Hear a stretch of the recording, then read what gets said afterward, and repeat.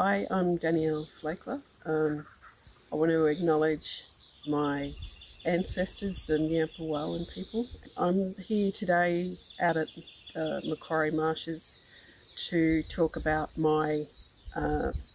objection to the floodplain harvesting plan, and the reasons being that I have seen changes to country over the years, particularly from the 1970s onwards, because of the change water regime, and particularly when that water's been over extracted and diverted for irrigation purposes. Now I see the floodplain harvesting is another impact on our landscape, and also particularly what you can't see, the recharging of underground water, which is vital to the survival and the sustainability of the Macquarie Marshes and all of the significant communities that are very important, both naturally, culturally, and for our social well-being as well. The floodplain harvesting plan, I believe,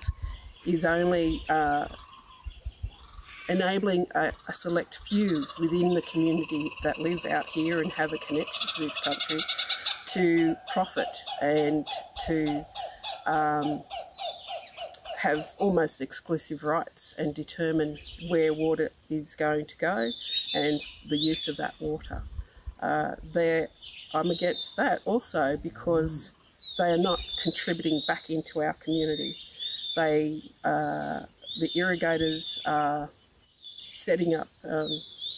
things that to me are propaganda, like the Burma, for example, where they're using the water that is sent down for environmental purposes through the marshes, through the national park. They've got that block there surrounded by 3 parts of the nature reserve, and saying that look what happens when you take cattle off country, but what about looking over the fence and look what happens when you clear the land and irrigate it with one crop, which is not a crop that feeds anyone else, which is not a crop that is natural to this environment, and hasn't been here for long, but has the major impacts. Floodplain harvesting also is, you can see the impacts already, particularly around near Mount Foster, where there's a sign that says floodway, and you know usually when there's the large floods that place has a flood, going through there. And in the recent floods I've been out here and it's dry as a bone. It tells me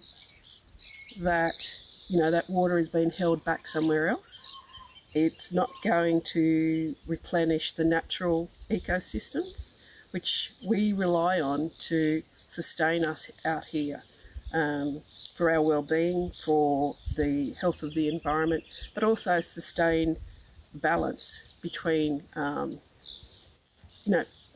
providing food and businesses and the community to have a gain out here, but yet I can't see that